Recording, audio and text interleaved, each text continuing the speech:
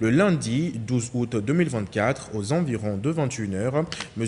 Steve Abonsou, de nationalité béninoise, a été enlevé à Lomé au quartier Adidogomé et conduit vers une destination inconnue par des individus non identifiés.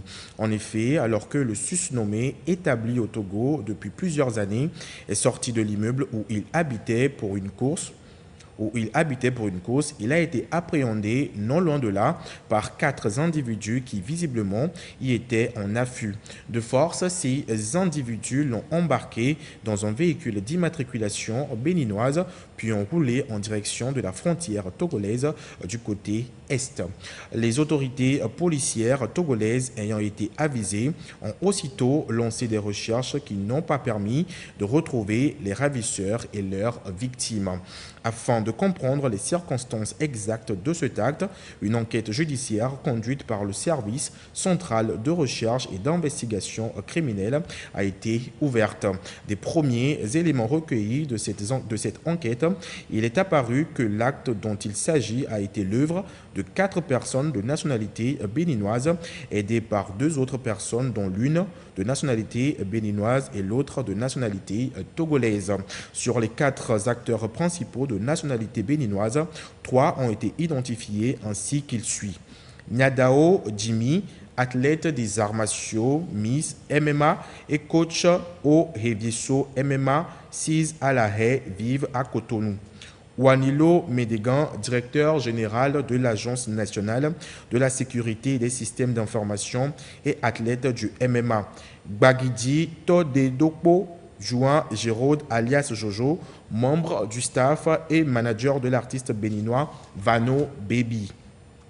S'agissant des 2 personnes ayant apporté leur concours aux ravisseurs, l'une a été identifiée comme étant Madame Clébo Temitope Priscilla, de nationalité béninoise, esthéticienne établie à Lomé. Celle-ci a été chargée d'œuvrer à l'identification de l'appartement qu'occupait la victime et de l'attirer vers les ravisseurs. Elle a été interpellée dès les premières heures de l'enquête.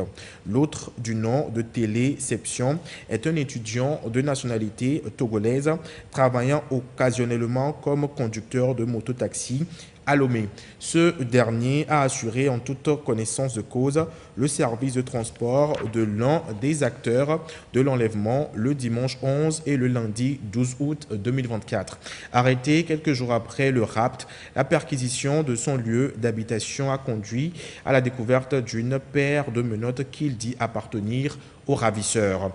Les investigations ont par ailleurs renseigné que les 4 Béninois étaient entrés en terre togolaise depuis le samedi 10 août 2024 et ont eu le temps de faire les repérages nécessaires à leur opération.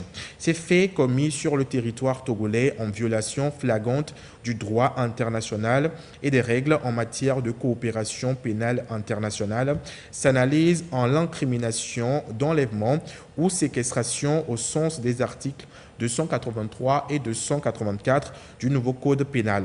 Ceci a justifié et commandé une enquête judiciaire à l'issue de laquelle Dame Clébo Temitope Priscilla et Monsieur Téléception ont été présentés au parquet de grande instance de Lomé le 23 août 2024. L'enquête préliminaire et l'interrogatoire des 2 suspects au parquet ont mis en évidence des éléments à charge quant à leur concours à la commission des faits susvisés. Une information judiciaire a été requise pour faits d'enlèvement et complicité d'enlèvement. Les 2 suspects ont été aussitôt inculpés de complicité de cette infraction par un juge d'instruction, puis mis sous mandat de dépôt. Les autres personnes ayant agi comme acteurs principaux dans les faits dont il s'agit ont été également visées par l'information judiciaire ainsi ouverte. À l'encontre de celle-ci, des mandats d'arrêt ont été requis. Un communiqué signé par le procureur de la République, Talaka Mawama.